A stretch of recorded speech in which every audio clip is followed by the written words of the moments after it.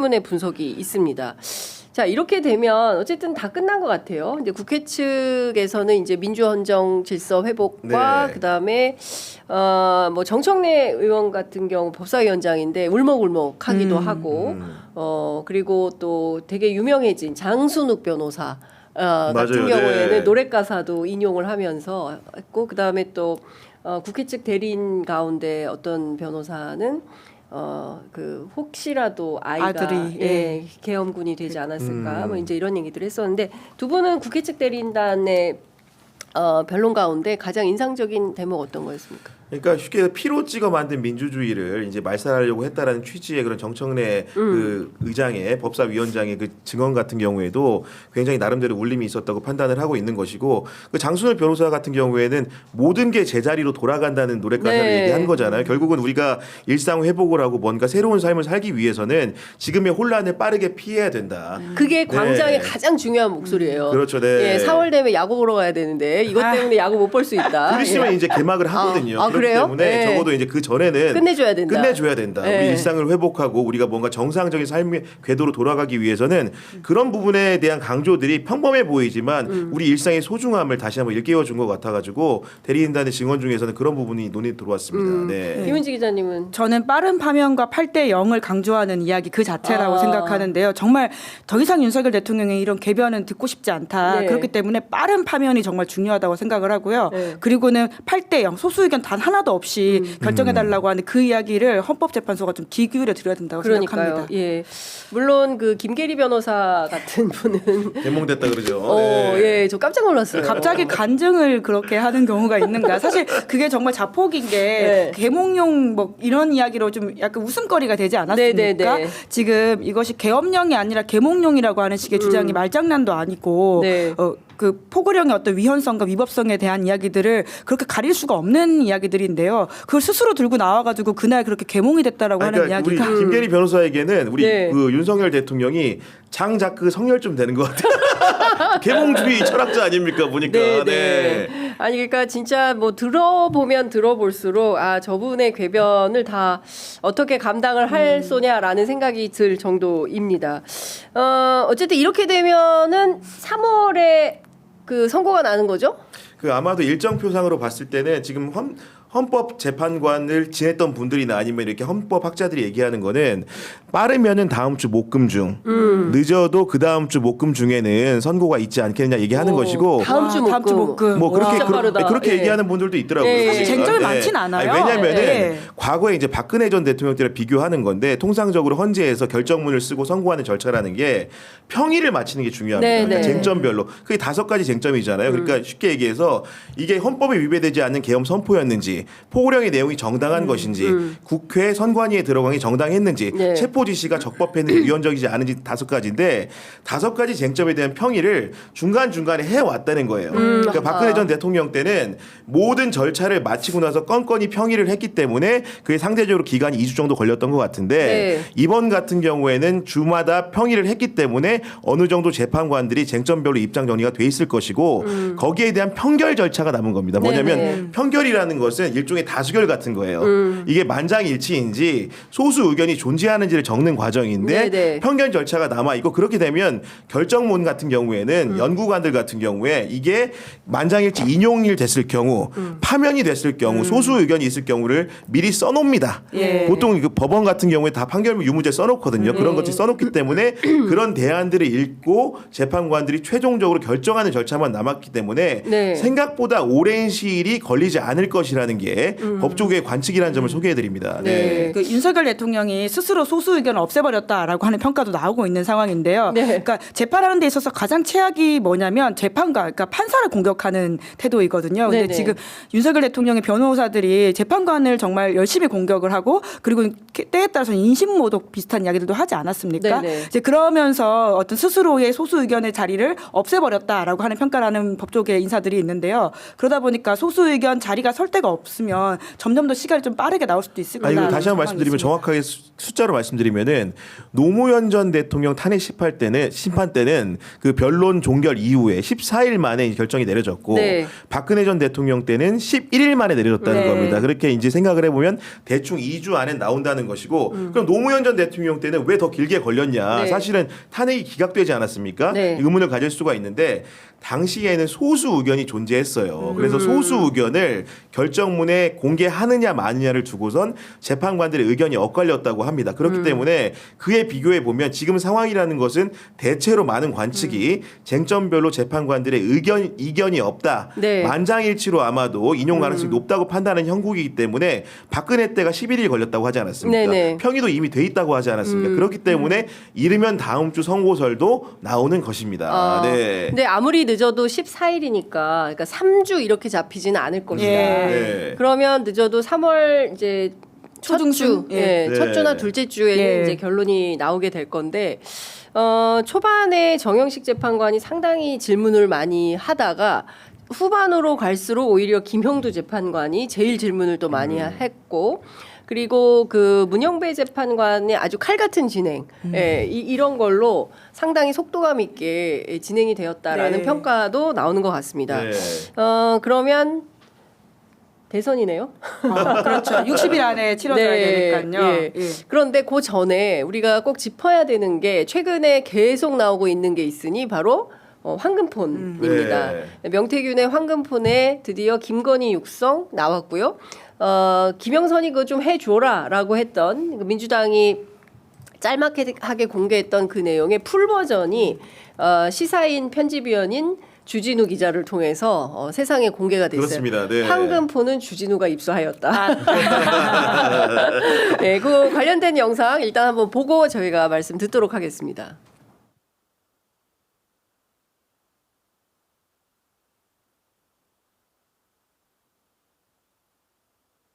나한테 그 들고 왔길래 내가 그 김영선이 경선 때부터 열심히 뛰었으니까 그거는 김영선이 좀 해줘라 그랬는데 뭐 이렇게 말이 많네. 당에서 중진들이 제발 이거는 좀 자기들한테 맡겨달라고. 대통령이 그 원래 그 하여튼 좀 부탁드리겠습니다. 하여튼 내가 뭐 말은 내가 좀 세게 했는데 네. 이게 뭐 누가 뭐 권한이 딱 누구한테 있는 그런 것도 아니고 내가 하여튼 처음에 딱 들고 왔을 때부터 야 여기는 김영선 해줘라 이랬다고. 대통령 고맙습니다. 근데 뭐 난리도 아니야 지금. 그 저 박안수 의원하고요, 예. 이준석 하고요, 윤상현도 다 전화해 보시면 다 할라 하는데 해줄라 하거든요. 김영선 진짜 열심히 했습니다. 거의 뭐 만 아니 명. 내가 저기다 얘기를 했잖아. 상현이한테 윤상현한테도 하고. 예. 근데 그러니까 그 아무래도 윤한홍 의원이 조금 불편한가 봐요. 윤한홍이가 예. 왜냐면 그 본인이 좀 많이 불편해해요. 그래서 윤한홍 의원이 권성동 의원한테 얘기한 거고 다른 사람은 반대하는 사람이 없어요. 아니 뭐 권성동이는 나한테 뭐란 얘기를 안 하고 네. 윤한홍이도 특별히 나한테 뭐라 안 하던데.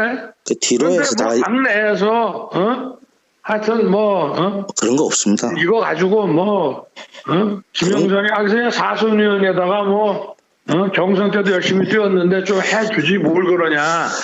대통령님 저 한 말씀 드릴게요. 경남에는 왜 18개 지자체가 있는데 7개나 뺏겼냐면요. 여성표하고 근로자가 표를 줬습니다. 근데 70년 동안 경남에 여성 국회의원이 단 한 명도 없습니다. 여태까지 여성 국회의원이 없었고요. 부산이고 경북이고 대구는 항상 2-3명이 나왔는데 경남에는 그런 카르텔이 좀 있습니다. 그리고 알았어요. 내가 예, 상현이한테 내가 한 번 더 얘기를 할게. 제가 공관위원장이니까. 제가 진짜 평생 은혜 잊지 않겠습니다, 대통령. 그래. 오케이. 예, 건강하시고 하여튼 내일 취임식에 꼭 그래. 가겠습니다. 고맙습니다. 그래. 예. 네. 그러니까 5월 9일 오전 10시 1분에 네. 저렇게 길게 통화를 한 겁니다. 예, 그리고 뒤이어서 40분 후에 최근에 시사인을 통해서 주진수 씨가 공개한 예. 김건희가 전화를 다시 하는 거죠. 그러니까 두 통 모두 명태균에게 윤석열도 전화를 하고 김건희도 전화를 한 거예요. 그렇습니다. 네. 그리고 나서 두 전화를 받은 명태균이 기쁜 마음에 강혜경 씨한테 전화를 해서 다 됐다. 그랬죠. 이제 윤석열이 네. 끝났어 이제라는 말을 하게 되는 겁니다. 그러니까 이 서사가 완벽하게 이어진다. 네. 그렇죠. 예, 네. 퍼즐이 다 맞춰졌다. 이제 이렇게 봐야 될 것 같은데 다 나왔어요. 뭐 몰랐다면서요. 공관위원장 아니, 누군지. 그러니까 가장 핵심적인 거는 그러니까 네. 윤석열 그 피청구인의 상습적인 거짓말인 것 같습니다. 네. 어떤 거냐면은 네. 이랬잖아요. 그때 해명을 어떻게 했습니까? 일부 녹취가 공개됐을 때 나는 보궐선거 공관위원장이 정진석 비서실장인 줄 알았다. 네. 당시 국민의힘의 공관위원장이 윤상현인지도 몰랐다고 얘기했는데 네. 여기에 명태균하고 통화 녹음 어떻게 돼 있습니까? 야 내가 하여튼 저 상윤이한테 내가 한 번 더 얘기할게.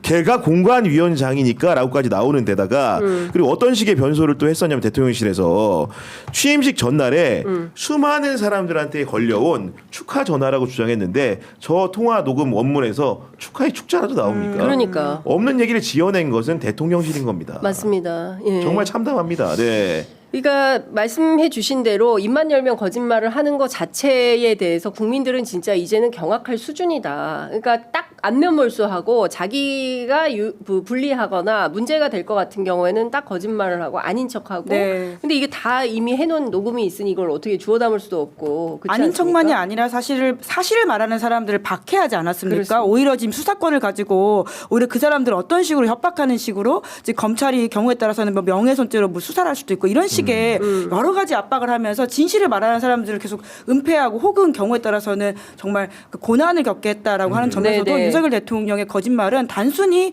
본인을 보호하기만이라고만 이야기하기 어려운 지점들이 아주 큽니다. 아니 보태가지고 이게 네. 텍스트 원문에도 집중을 해야 되지만은 네. 이 상황 구성에도 좀 주목을 해야 되는데 윤석열과 명태균의 대화 상황 네. 그리고 김건희와 명태균의 대화 상황들을 보면은 결국 민원을 하는 쪽은 명태균이지 않습니까? 그렇습니다. 이 민원을 들어주는 쪽은 윤석열 김건희 부부인데 예. 대화를 보면 그 두 부부가 마치 뭐라도 덜미라도 잡힌 듯이 그에게 친절하게 상황 설명도 해주고 이러저러게 하겠다고 약속을 해주는 겁니다. 네네. 김건희 여사 같은 경우에는 안심을 시키려고도 하지요. 그러면은 이 둘의 관계가 이렇게 형성되기 전에 네. 과연 어떤 일이 있었는지를 탐구해야 되는 것이고 그 얘기는 추론할 수 있는 부분이 대선 과정에서 명태균이 혁혁한 공을 세웠다고 추정해 볼 수 있다는 겁니다. 그렇기 때문에 원문에만 집중하지 말고 이 상황적 맥락에도 우리가 주목을 해야 된다고 생각을 합니다. 네. 주고받은 게 뭐냐 뭐 이 말씀이신 것 그렇죠. 같은데 네. 결국은 여론조사를 조작해서 윤 대통령한테 유리한 정황들을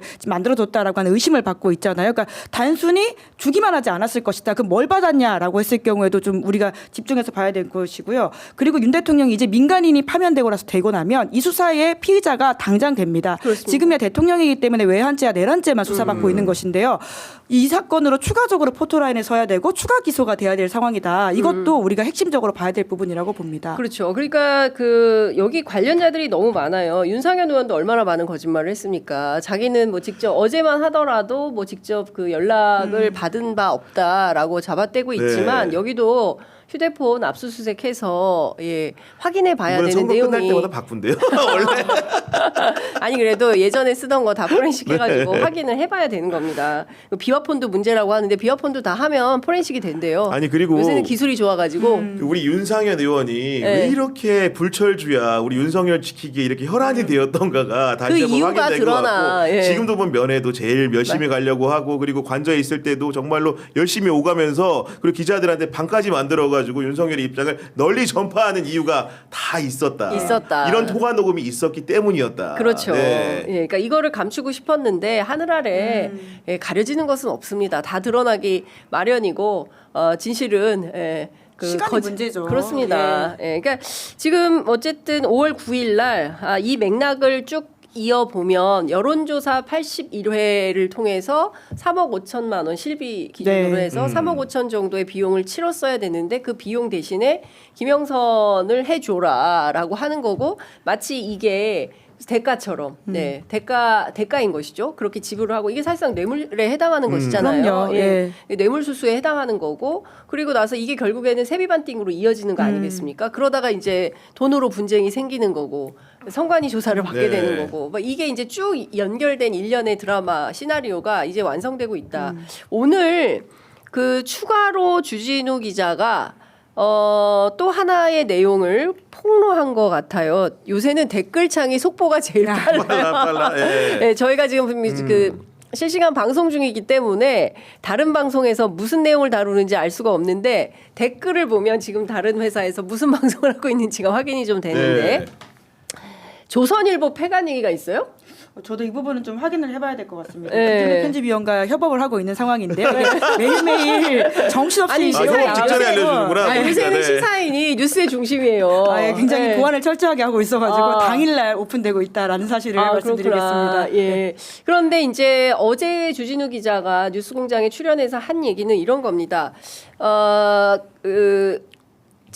명태균의 황금폰 플러스 USB. 그 예. USB에는 사실상 명태균이 11월 14일 구속되기 직전에 한 사나흘 정도 집에 안 들어오면서 어디에 가 있었냐면 이건 제가 취재한 내용인데 네네. 집에 안 들어가고 변호사 사무실에서 기숙을 하면서 작업을 합니다. 오. 그 작업하는 내용이 뭐냐면 엑기스만 뽑아요. 그래서 USB에 별도로 담습니다. 그 담는 내용이 뭐냐면 요 내용 포함해가지고 아마도 저는 그 48분간 대판 싸웠다. 김건희와 명태균이 대판 싸웠다. 이 2024년 4월 공천 문제와 관련해서. 그게 무슨 얘기냐면은 김상민 검사를 창원의창에 꽂아야 되니까 거기에서 김영선을 빼서 다른 자리를 줘야 된다. 김해 갑을 예. 줘야 되는데 김해 갑에 5선이고 이제 6선 해서 여성 국회의장을 해야 되는데 이 사람을 그냥 단수도 아니고 경선은 기본이다라고 하니까 아마 그 과정에서 트러블이 상당히 세게 있었던 거 아닌가라고 추론 또는 짐작을 합니다. 네. 근데 그런 내용들을 포함해서 엑기스만 모으고 모아서 이것을 김건희 측에 전달을 하는데 전달할 때 그냥 자, 밥 가져가이소 이게 아니라 언론사를 통해서 전달하였다. 네. 예. 근데 그 언론사가 어디냐? 어제 제가 취재할 때는 기자들 사이에서는 뭐 여러 지역 언론도 막 나오고 했었는데 그게 아니라 오늘 공개된 것은 조선일보다. 예. 그리고 조선일보에 대한 김건희 씨의 태도는 폐간시켜버리겠다. 지금 그런 의혹을 지금 주진우 기자가 네. 제시하고 있는 예, 건데요. 그러니까 댓글에 어쨌든, 조선일보 예. 폐간은 찬성이다. 이러냐.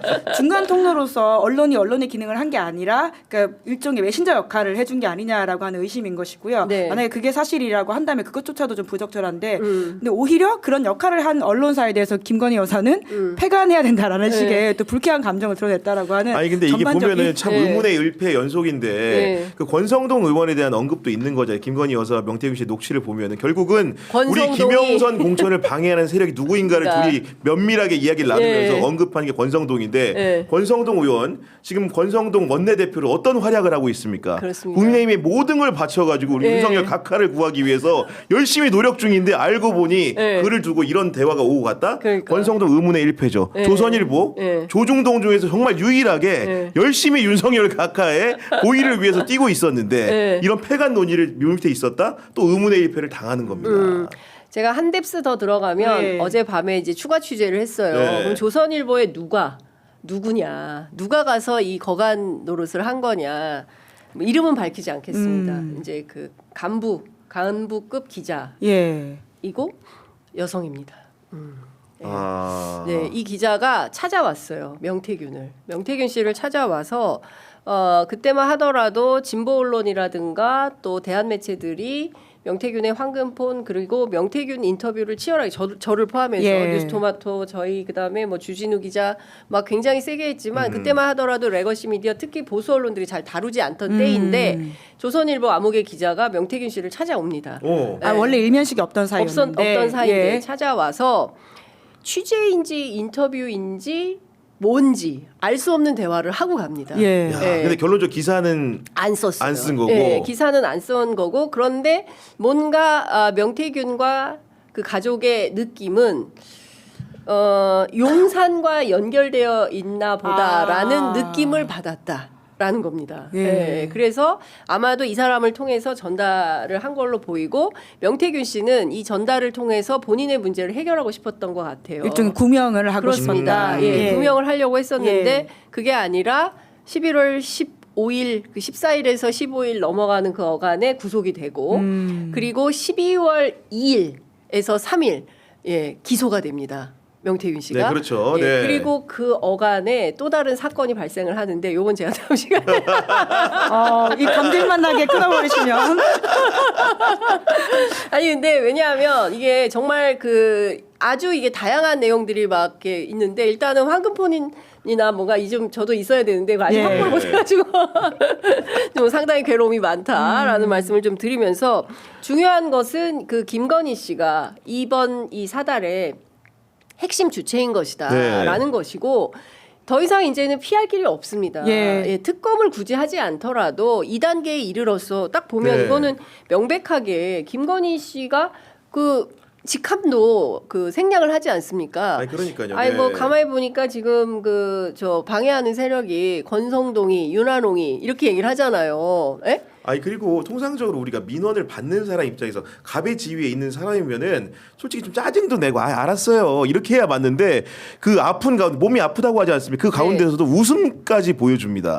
그 얘기는 뭐냐면 확실하게 을의 위치에 있는 사람에게 물려 있지 않으면은 네. 나올 수가 없는 태도로 보이는 것이고 심지어 검찰의 수사 보고서도 이런 내용들까지 다 확인하지 않았겠습니까? 아, 지금 견문에서 네. 여기자 녹취도 나왔대. 아 그래요? 아 댓글에 예, 아, 네, 모르겠어요. 저희는 못 들었는데 네. 여기자 녹취도 나왔다. 네, 말을 좀 이어가면은 네. 그 여론조사 피해 날 그 네. 기관의 압수수색 필요성이라는 제목의 수사 보고서에 네. 무려 검사 8명이 연서명을 했다는 거 아니겠습니까? 그렇습니다. 결국은 그 앞뒤로 보니까 대선 기간에 여론조사 특혜를 받는 과정에 김건희 여사가 가입했을 수 있는 가능성에 대해서 수사 필요성을 적시했다는 거 아니겠습니까? 그 얘기는 네.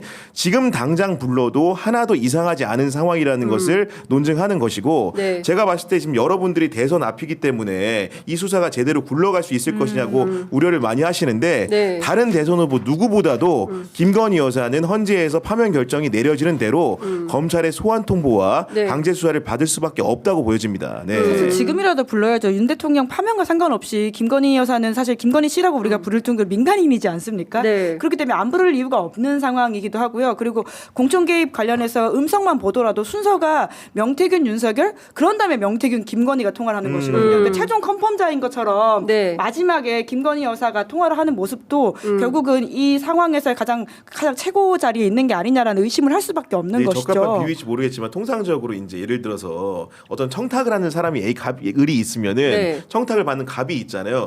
그 중간에 늘 브로커가 끼거든요. 맞습니다. 그러니까 중간 거강꾼이 끼는데 네. 김건희 여사 통화 아까 순서를 네. 얘기했지만은 그 갑에 있는 사람과 통화를 하고 확답을 들은 다음에 브로커가 연락 오는 겁니다. 쉽게 얘기하면은. 그렇습니다. 네. 근데 저는 그거를 우리 언론이 하는 것이 맞는가라는 생각이 좀 드는 거고 뭐 댓글창에 뭐 조회수 때문에 공개 안 하는 거 아니냐라고 하시는데 조회수 때문에 그런 게 아니라요. 취재가 아직 다 안 돼서 그리고 취재가 설령됐다 하더라도 반론을 반드시 좀 받아야 되는 기자들의 사명이 있는 것이고 그렇죠. 네. 성긴 상태에서 보도를 했다가 고발 많이 당해가. 네. 그래서 저희가 조금 시점을 늦추는 것이다라는 말씀을 좀 드리고 이제 특정인의 일방적인 진술을 그냥 무자비하게 옮기는 것은 언론인의 태도가 아니기 때문에 그렇습니다. 네, 오해 없으시기를 좀 부탁드리겠습니다. 여하튼 이제 조선일보 폐간까지 나온 건데 그 다른 거 다 떠나서 기자가 보도나 기사 쓰지 않는데 취재를 왜 했으며 그렇죠? 그렇죠. 아, 네. 물론 뭐 모든 취재를 한다고 다 기사를 쓰는 건 물론 아니고 그렇습니다. 이야기가 안 될 경우에 예. 경우 사실 취재했지만 기사를 못 안 쓰는 경우도 있어요. 근데 이거는 네. 누가 봐도 이야기가 되는 그렇습니다. 사안이잖아요. 예. 이제 그렇기 때문에 그런 의심을 받는 것이고 뿐만 아니라 용산에 근데 그런 얘기 어떻게 전해졌지? 네. 라고 하는 명태균 씨의 의심이라고 하는 게 하필이면 그 기자를 만난 이후라고 한다면 좀 해명이 필요한 부분이 있는 그렇습니다. 것이죠. 예. 근데 이런 거예요. 뭐 봤는데 그 뭐 진술의 신빙성도 없고 내용의 일관성도 없고 그리고 크로스 체크를 해봤더니 사실에 부합하지 않는다. 그러면 취재는 했지만 이건 다 버리는 경우가 있죠. 그런데 이제 저도 명태균 씨를 인터뷰를 해봤지만 사실상 명태균 씨가 말한 것에 대해서 거짓이 없어요. 뭐 물론 홍준표 시장이나 오세훈 시장 같은 경우에는 뭐 사기꾼이다, 뭐 별별 얘기를 다 하지만 증거가 계속 나오고 있지 그러니까요. 않습니까? 네. 예, 고소 고발을 하면서 이후의 관계가 어떻게 될지는 모르겠으나 현재까지는 명태균의 주장에 틀림이 없다라고 하면 그것은 검찰이 받아서 또는 언론이 받았다면 보도를 하고 검찰은 관련 기록을 가지고 있으면 수사로 나아가야죠. 예. 그런데 수사가 멈춰 있지 않습니까? 그리고 아까 말씀하신 대로 수사 검사들이 연서명까지 했음에도 그러니까 그게 불구하고 이례적이죠. 네. 검찰 수뇌부가 이걸 받아서 확대하지 않고 그냥 뭉개고 있다고 한다면 지금 당장 서울중앙지검으로 와 있는데 뭐 하고 있는 건지도 의심할 수밖에 없는 예, 거죠. 아니 사실 그거는 범죄라고 할 수 있죠. 왜냐하면 김학의 사건 같은 경우에도 네. 김학의 사건 자체도 범죄이지만 그것을 애써 뭉개고 결국 기소하지 않았던 그 자체가 문제된다라고 하는 지적들이 누차 있었었고요. 네. 그러다 보니까 김학의 사건의 실제 범죄 그리고 핵심이라고 하는 것은 검찰 그 자체다 이런 지적들이 있었거든요.